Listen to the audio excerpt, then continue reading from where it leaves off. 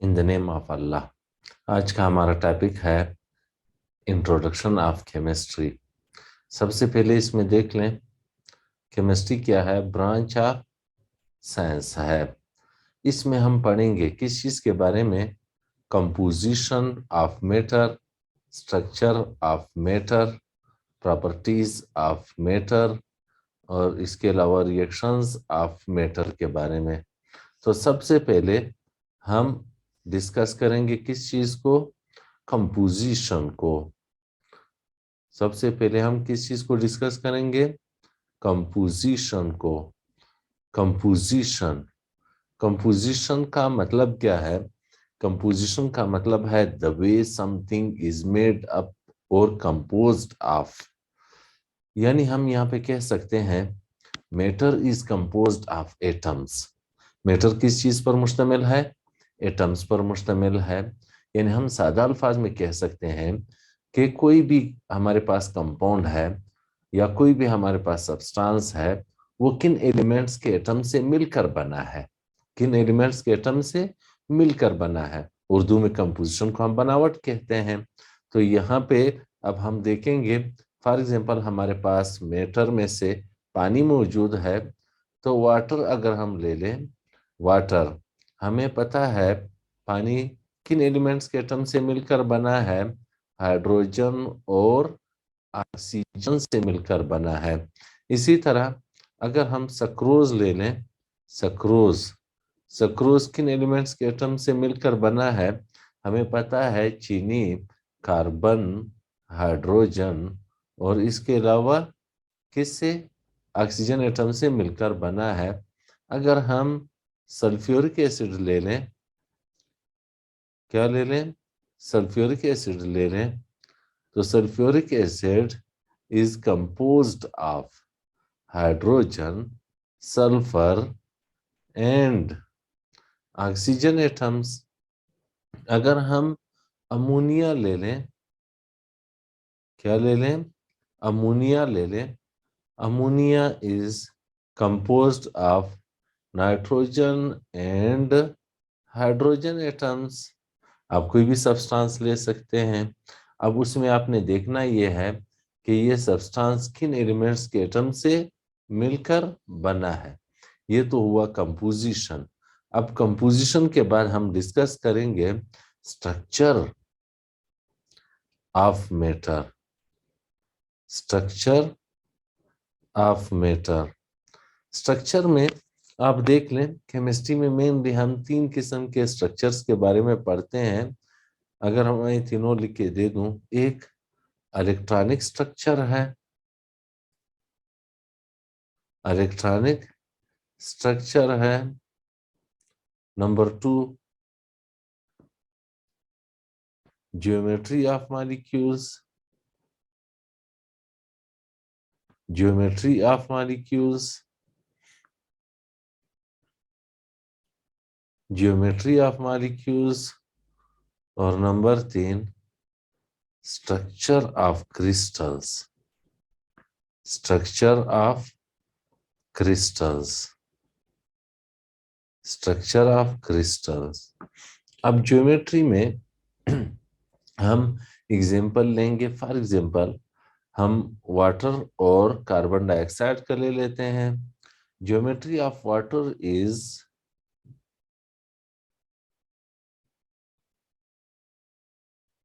Geometry of water is bent और V shape. इसके अलावा ज्योमेट्री ऑफ,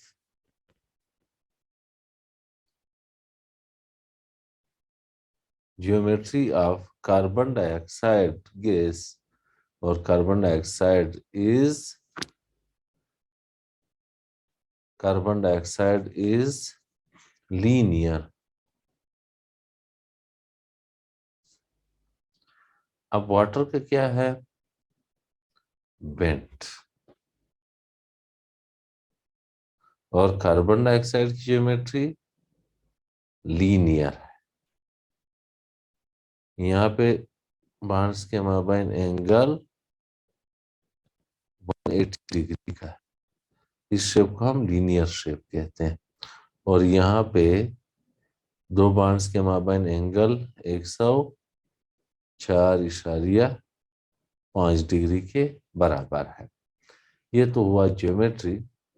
अब इसके बाद क्या रहेगी हमारे पास? Properties. Properties, the character by which the characters by which we distinguish a substance from other substances। ये वो करेक्टर है जिसकी बुनियाद पे हम एक सब्सटेंस को दूसरे से अलग कर लेते हैं। फॉर एग्जांपल हमारे पास सक्रोज है और इसके अलावा हमारे पास सोडियम क्लोराइड है। अब सक्रोज स्वीट यानी उसका जायका मीठा है और इसके अलावा साल्ट का टेस्ट या जायका नमकीन है। तो जायके की बुनियाद पे हम नमक को चीनी से अलग कर सकते हैं।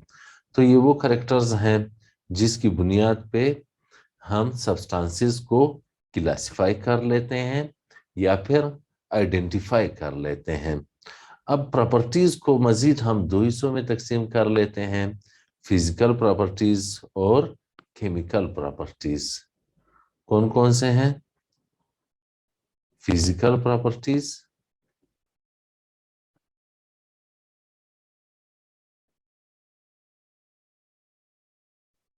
और इसके अलावा number 2 chemical properties. Chemical properties, there are two types of properties, physical and chemical properties। अब फिजिकल प्रॉपर्टीज याद रखना, कंपोजिशन मैटर का तब्दील नहीं होता। Composition of matter does not alter, doesn't alter।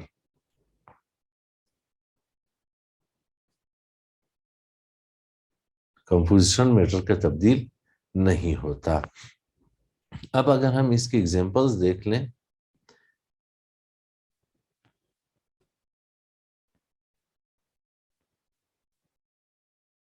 Examples are order,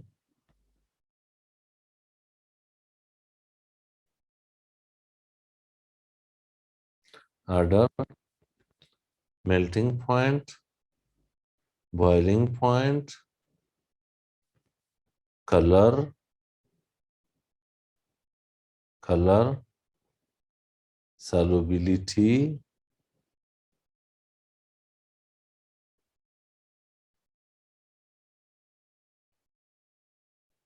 solubility, density,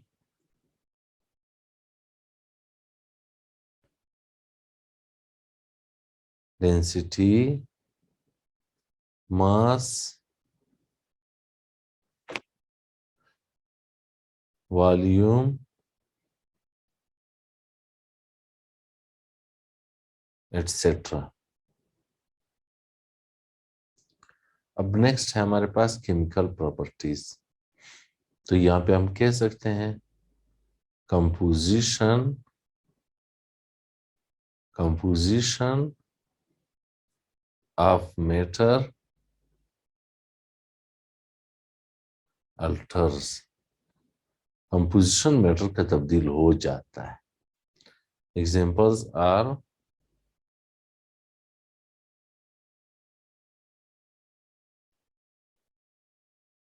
examples are कौन कौन से हैं? कंबस्शन, कोयले का जल जाना, केरोसिन ऑयल का जल जाना, पेट्रोल का जल जाना, डीजल का जल जाना, वुड का जल जाना, ये कंबस्शन है। ये सारे केमिकल प्रॉपर्टीज हैं। इसके अलावा कंबस्शन के अलावा रस्टिंग और कोरोजन भी हम कह सकते हैं। लोहे को जंग का लग जाना, ये भी केमिकल प्रॉपर्टी है। इसके अलावा प्रिसिपिटेशन,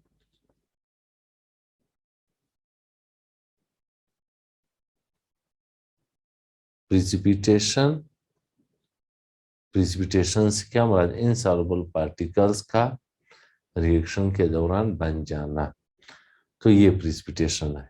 अब प्रिसिपिटेशन भी क्या है, केमिकल प्रॉपर्टी है। अब ये तो प्रॉपर्टीज हुए, ये वो करेक्टर्स हैं जिनकी बुनियाद पे हम एक सब्सटेंस को दूसरे से अलग कर लेते हैं, इनको क्लासिफाई कर लेते हैं या फिर सब्सटेंसेस को आइडेंटिफाई कर लेते हैं। अब इसके बाद reactions of matter, reactions of matter. अब रिएक्शंस में हम देखेंगे सब्सटेंसेस एक दूसरे के साथ रिएक्शन करके प्रोडक्ट्स बना लेते हैं या डिकम्पोज होके प्रोडक्ट्स बना लेते हैं। देख लें, for example hydrogen reacts with oxygen.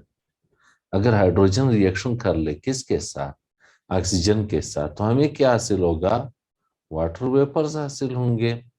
इसी तरह कार्बन रिएक्शन कर ले किसके साथ, ऑक्सीजन के साथ, तो हमें क्या हासिल होगा, कार्बन डाइऑक्साइड हासिल होगा। नाइट्रोजन किसके साथ, हाइड्रोजन के साथ रिएक्शन करके क्या बना लेता है, अमोनिया। तो ये तमाम के तमाम रिएक्शंस हम कहाँ पे पढ़ेंगे, ये तमाम के तमाम रिएक्शंस हम केमिस्ट्री में पढ़ेंगे। अब हम पढ़ेंगे ब्रांचेस ऑफ केमिस्ट्री के बारे में। ब्रांचेस ऑफ केमिस्ट्री में देख लें, physical chemistry, organic chemistry, inorganic chemistry, biochemistry, analytical chemistry, nuclear chemistry और इंडस्ट्रियल केमिस्ट्री।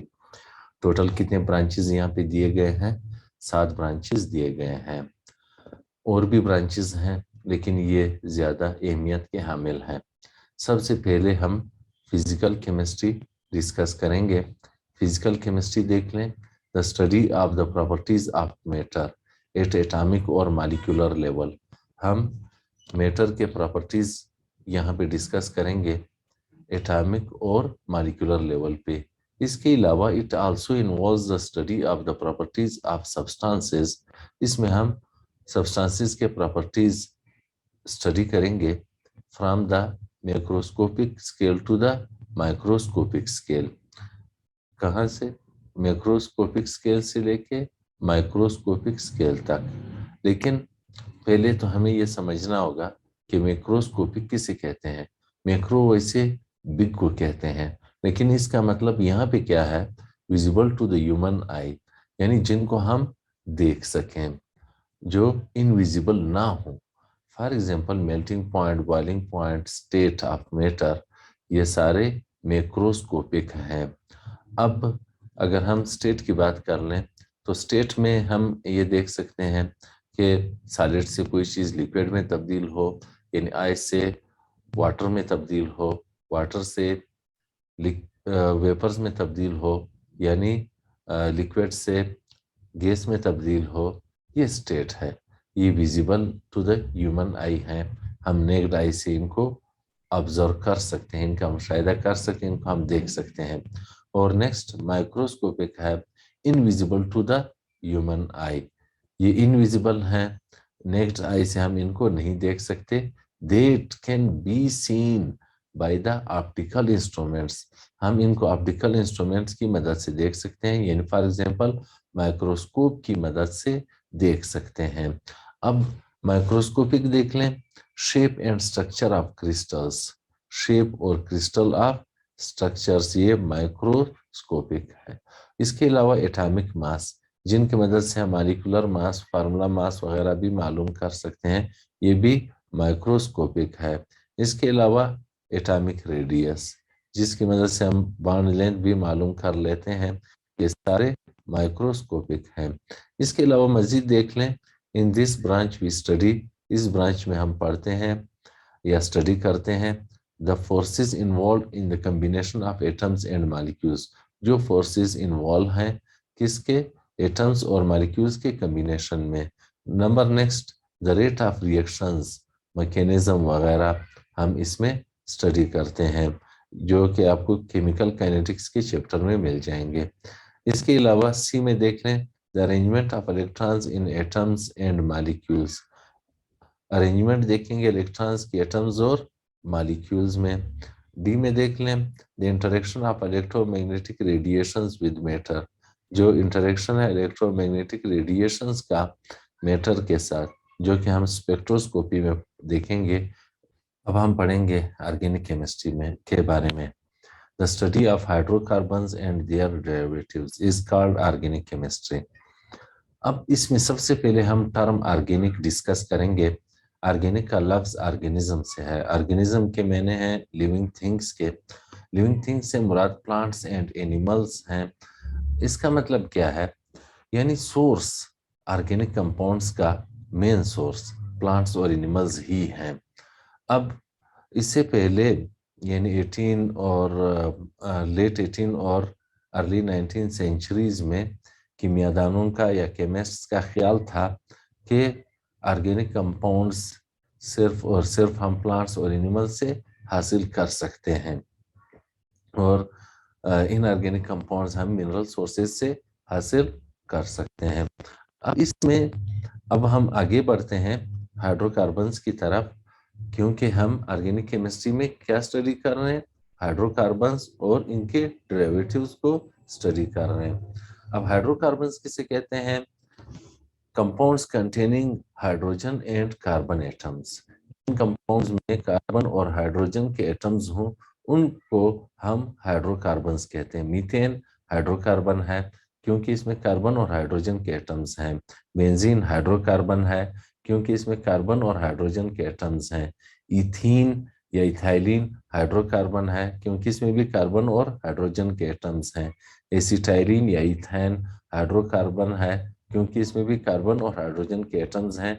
जितने भी हाइड्रोकार्बन्स हैं वो हम कहाँ पे स्टडी करेंगे, ऑर्गेनिक केमिस्ट्री में। इसके अलावा डेरिवेटिव से क्या मुराद है, डेरिवेटिव से मुराद अल्काइल हैलाइड्स हैं, अल्कोहल्स हैं, ईथर्स, कार्बोक्सिलिक एसिड्स वगैरह हैं। इनमें कार्बन और हाइड्रोजन एटम्स के अलावा दूसरे एलिमेंट्स के एटम्स भी मौजूद हैं। अल्काइल हैलाइड्स में हेलोजन्स मौजूद हैं, अल्कोहल्स में ऑक्सीजन, ईथर्स में ऑक्सीजन, कार्बोक्सिलिक एसिड्स में भी ऑक्सीजन मौजूद है। तो ये तो हुआ ऑर्गेनिक केमिस्ट्री। अब इसके बाद हम इनऑर्गेनिक केमिस्ट्री डिस्कस करेंगे। द स्टडी ऑफ एलिमेंट्स, जितने भी एलिमेंट्स हैं, जितने एलिमेंट्स अब तक डिस्कवर हो चुके हैं, अराउंड अबाउट कितने, up till now 118 elements have been discovered। ये तमाम के तमाम हम कहाँ पे स्टडी करेंगे, इन ऑर्गेनिक केमिस्ट्री में। इसके अलावा एंड दियर कंपाउंड्स और इनके कंपाउंड्स को, और इन एलिमेंट्स के कंपाउंड्स को हम इनऑर्गेनिक केमिस्ट्री में डिस्कस करेंगे, except of hydrocarbons and their derivatives. माय सिवाय किसके, हाइड्रोकार्बन्स के और इनके डेरिवेटिव्स के। क्यों हाइड्रोकार्बन्स और इनके डेरिवेटिव्स को हम क्यों स्टडी नहीं करेंगे, क्योंकि ये कंपाउंड्स हम ऑर्गेनिक केमिस्ट्री में पढ़ेंगे। अब इनऑर्गेनिक का लफ्ज नॉन ऑर्गेनिज्म से है। नॉन ऑर्गेनिज्म का मतलब non living thing. Non living thing से मुराद मिनरल्स, मिनरल्स बतौर सोर्स के। इसका मतलब क्या हुआ कि इनऑर्गेनिक कंपाउंड्स हम कहाँ से हासिल करते हैं, मिनरल्स से। यानी लेट 18 और अर्ली 19 सेंचुरीज में कीमियादानों का यही ख्याल था कि इनऑर्गेनिक कंपाउंड्स हम कहाँ से हासिल कर रहे हैं, मिनरल से हासिल कर रहे हैं। लेकिन अब का जो लेटेस्ट डिफिनेशन है वो आपके सामने है। अब हम क्या पढ़ेंगे, बायोकेमिस्ट्री के बारे में। The study of all the life processes such as control and coordination within a living organism is called biochemistry.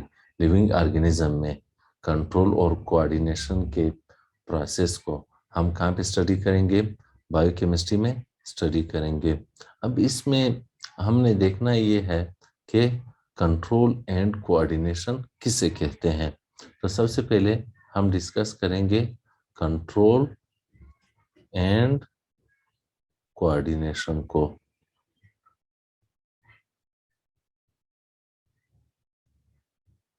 Control and coordination को डिस्कस करेंगे।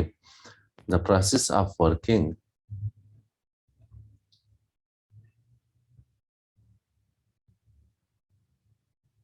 process of working together. The process of working together of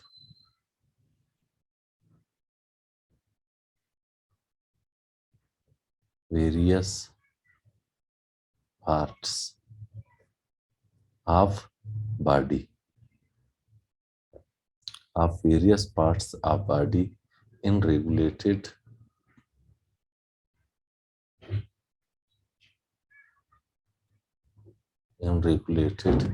manner.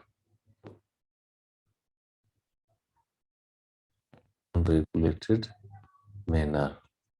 Regulated से मुराद controlled.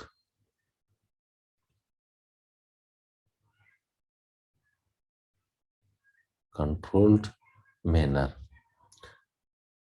अब सबसे पहले ये point आप जहन में रखें, वेरियस पार्ट्स ऑफ बॉडी हमारे पास कौन से हैं? ब्रेन है, ब्रेन, लंग्स, किडनी,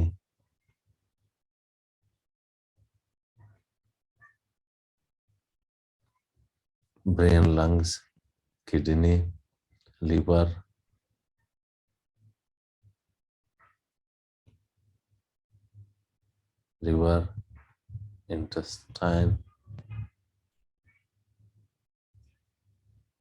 इंटेस्टाइन, है, स्टमक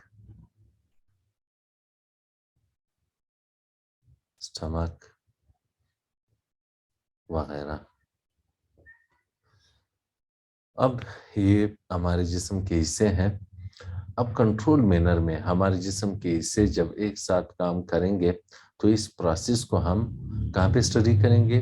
बायोकेमिस्ट्री में। सिर्फ हमारे जिस्म के नहीं, इसके अलावा जितने भी जानवर हैं, जितने भी पौधे हैं, ये सब के लिए है। एक तो ये पॉइंट आपने ज़हन में याद रखना है। इसके बाद एक दो पॉइंट्स हम और भी डिस्कस करेंगे। मैं लाइन लगा लेता हूं। इसके बाद देखें, it mainly deals with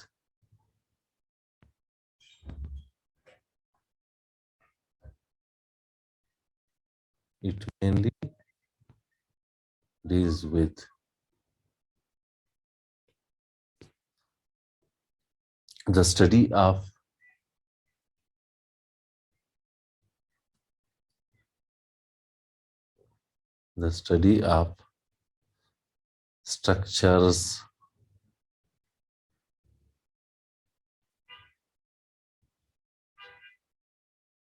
functions,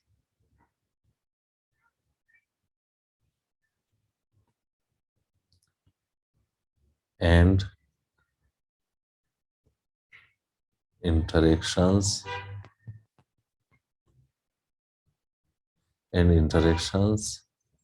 of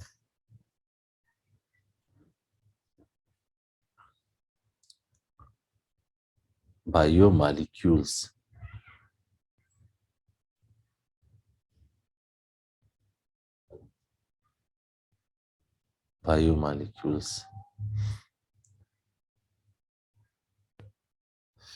अब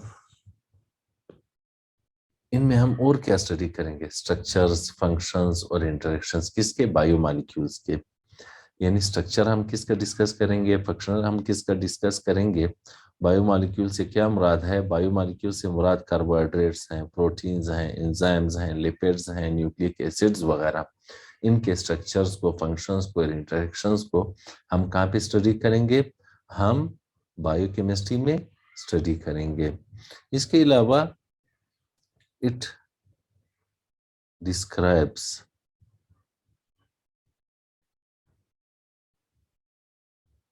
describes carbon compounds.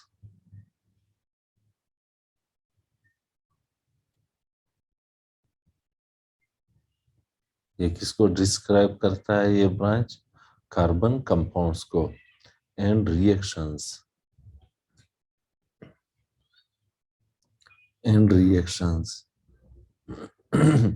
sorry, and reactions that undergo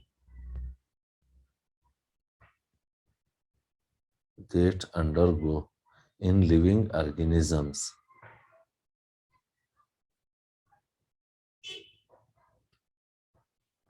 In living organisms.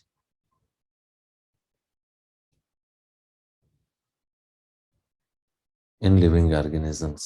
इसके अलावा लिविंग ऑर्गेनिजम्स में जो रिएक्शंस हो रहे हैं, फॉर एग्जांपल अगर हम पौधों में देख लें तो फोटोसिंथेसिस का अमल हो रहा है। फोटोसिंथेसिस का के अमल के दौरान जो रिएक्शन हो रहा है वो हम कहाँ पे स्टडी करेंगे, वो भी हम बायोकेमिस्ट्री में स्टडी करेंगे। इसके अलावा अगर हम इंसानों में देख लें या जानवरों में देख लें तो ये ऑक्सीजन ले लेते हैं। ऑक्सीजन लेने के बाद इनके जिस्म में मौजूद ग्लूकोज किस में तब्दील हो जाता है, कार्बन डाइऑक्साइड गैस और इसके अलावा वाटर मॉलिक्यूल्स में, और इस दौरान एनर्जी मिलती है। तो ये प्रोसेस हम कहाँ पे स्टडी करेंगे, ये भी हम बायोकेमिस्ट्री में स्टडी करेंगे।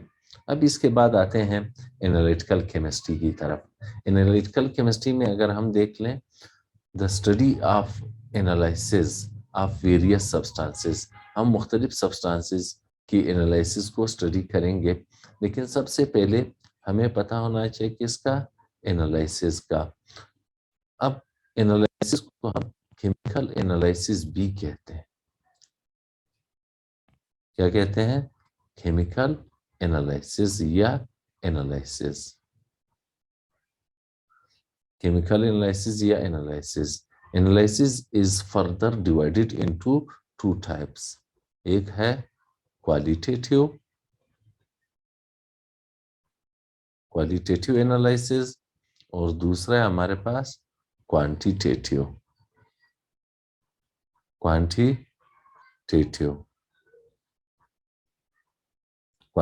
एनालिसिस। क्वालिटेटिव एनालिसिस का मतलब क्या है? What type of elements are present in the compound? For example, हमें कोई साल्ट दिया गया है, हम उसका क्वालिटेटिव एनालिसिस कर रहे हैं, तो हमने उसमें रेडिकल्स देखने हैं, बेसिक रेडिकल भी देखना है, एसिड रेडिकल भी देखना है। यानी हमें पता होना चाहिए कि उसमें कौन कौन से एलिमेंट्स मौजूद हैं। यानी यह है साल्ट एनालिसिस। और इसके अलावा फंक्शनल ग्रुप्स हम मालूम करते हैं कि कंपाउंड में कौन कौन से फंक्शनल ग्रुप्स या कौन सा फंक्शनल ग्रुप मौजूद है, ये भी क्वालिटेटिव एनालिसिस है। इसके अलावा क्वांटिटेटिव एनालिसिस का मतलब क्या है? क्वांटिटेटिव एनालिसिस का मतलब है कि उसकी अमाउंट कितनी है, उसकी कंसंट्रेशन कितनी है, उसकी मिकदार कितनी है या परसेंटेज कितनी है। तो ये फिर क्या हुआ? ये क्वांटिटेटिव एनालिसिस हुआ। तो क्वांटिटेटिव हो या क्वालिटेटिव एनालिसिस, ये जब हम स्टडी करेंगे सब्सटेंसेस की, मुख्तलिफ सब्सटेंसेस की, तो ये हम किस ब्रांच में स्टडी करेंगे? ये हम एनालिटिकल केमिस्ट्री में स्टडी करेंगे। यानी हम ये कह सकते हैं कि identification is achieved by the method of qualitative analysis, और इसके अलावा quantification is achieved by the method of quantitative analysis. अब हमें पता होना चाहिए कि क्वांटिटेटिव एनालिसिस क्या है और क्वालिटेटिव एनालिसिस क्या है। एक दफा फिर सुन लें। क्वालिटेटिव में हम क्या मालूम करते हैं? हम आइडेंटिफाई करते हैं किस चीज को? एलिमेंट्स को आइडेंटिफाई करते हैं, या फंक्शनल ग्रुप्स को आइडेंटिफाई करते हैं। या अगर हम एलिमेंट डिटेक्शन देख लें तो वहां पे हम ऑर्गेनिक कंपाउंड्स में नाइट्रोजन को, सल्फर को, हेलोजन्स को आइडेंटिफाई करते हैं। लेकिन क्वांटिटेटिव एनालिसिस में हम क्या करते हैं? हम मालूम करते हैं अमाउंट या concentration of the analyte in a given mixture. जो मिक्सचर आपको दिया जाएगा उसमें आपने एनालाइट की कंसंट्रेशन या फिर अमाउंट मालूम करनी है या परसेंटेज मालूम करनी है। ये आपने याद रखना है। अब देख लें न्यूक्लियर केमिस्ट्री को। The study of nucleus of an atom. हम किस चीज को स्टडी करेंगे? न्यूक्लियस ऑफ एन एटम को। The change occurring in the nucleus, जो चेंजेस या तब्दीलियां रोनमा होती हैं न्यूक्लियस में, उनको। इसके अलावा emission of radiation from the nucleus को, या फिर absorption of radiation from the nucleus. ये सब कुछ हम कहाँ पे स्टडी करेंगे, कहाँ पे पढ़ेंगे? न्यूक्लियर केमिस्ट्री में पढ़ेंगे। अब इसके बाद चंद एक पॉइंट्स आपने और भी याद रखने हैं। We study the energy. Nuclear chemistry में हम क्या करते हैं? We study the energy. We study the energy released from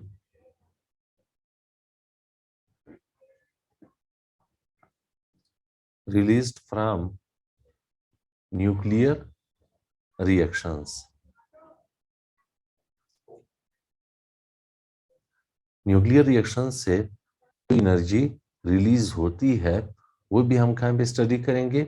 nuclear chemistry में स्टडी करेंगे। It includes the study of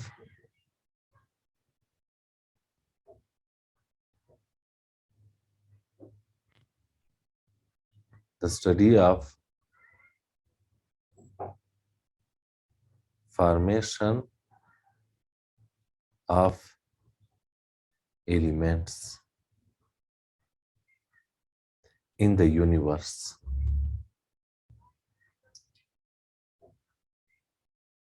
In the universe में एलिमेंट्स की फॉर्मेशन को भी हम न्यूक्लियर केमिस्ट्री में स्टडी करेंगे। फॉर एग्जांपल सूरज पे, सन पे फ्यूजन रिएक्शन हो रहा है, जिसके नतीजे में हीलियम बन रहा है। अब हीलियम के फॉर्मेशन को हम कहाँ पे स्टडी करेंगे? न्यूक्लियर केमिस्ट्री में ही स्टडी करेंगे। इसके अलावा it includes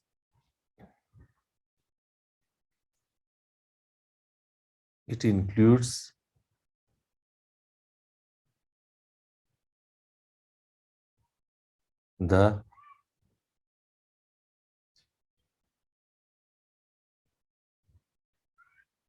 preparation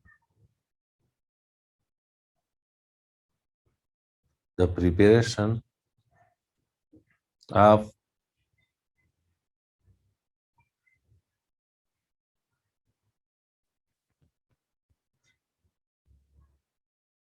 nuclear medicines.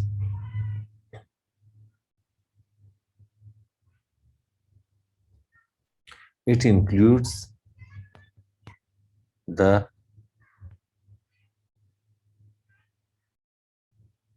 study of preparation of nuclear medicines.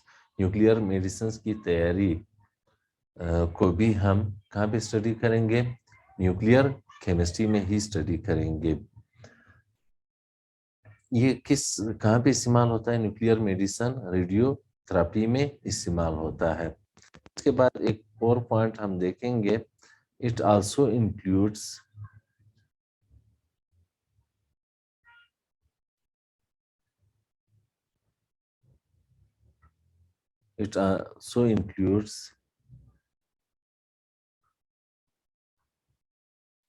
the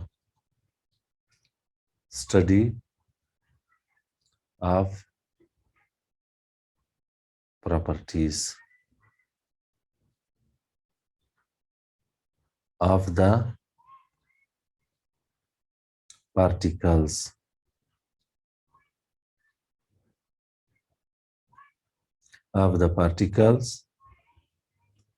present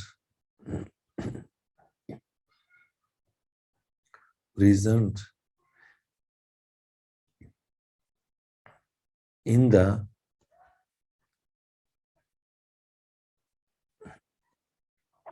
nucleus. इसमें हम किस चीज को स्टडी करेंगे?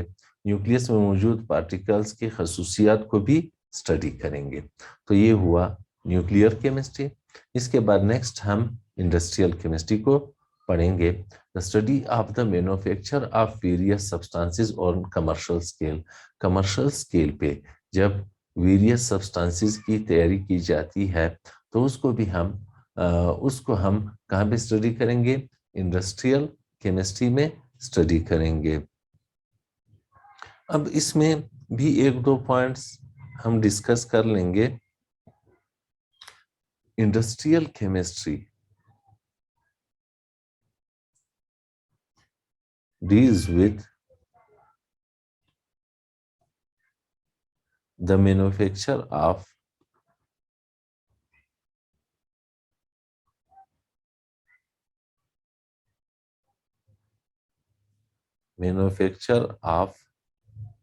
basic chemicals.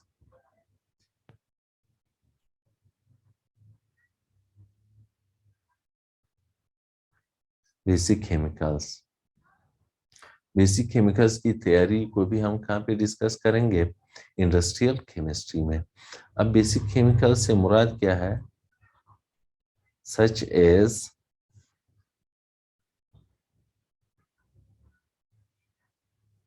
Oxygen,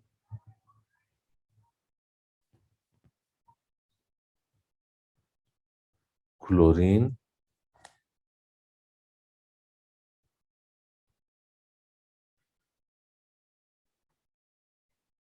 ammonia,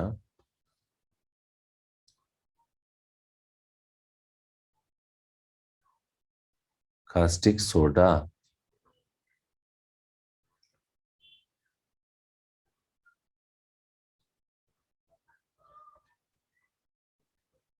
nitric acid,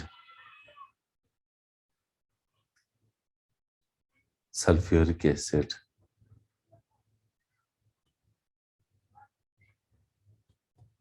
ये सारे बेसिक केमिकल्स हैं और इनकी तैयारी को हम कहाँ पे डिस्कस करेंगे, कहाँ पे पढ़ेंगे, कहाँ पे स्टडी करेंगे? इंडस्ट्रियल केमिस्ट्री में। अब इसके बाद एक पॉइंट और, the basic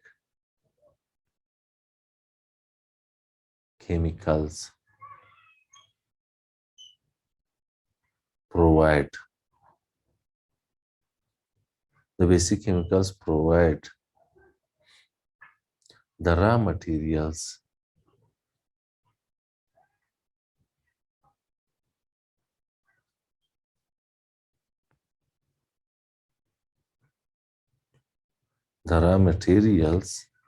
for many other industries.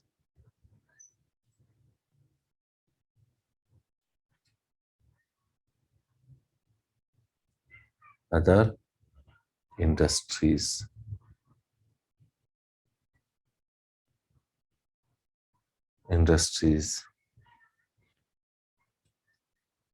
such as basic chemicals provide करते हैं, मुहैया करते हैं raw materials for many other industries, बहुत सारे दूसरे इंडस्ट्रीज के लिए।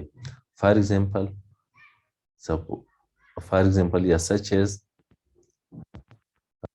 सीमेंट इंडस्ट्री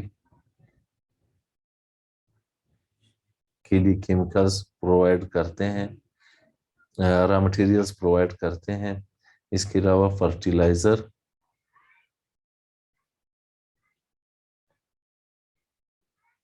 इंडस्ट्री के लिए, ग्लास इंडस्ट्री के लिए, सोप इंडस्ट्री के लिए, पेंट्स इंडस्ट्री के लिए,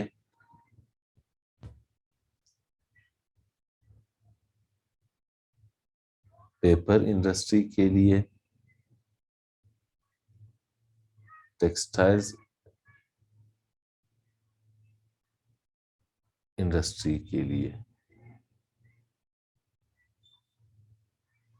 इन बेसिक केमिकल्स प्रोवाइड करते हैं रॉ मटेरियल्स किन इंडस्ट्रीज के लिए?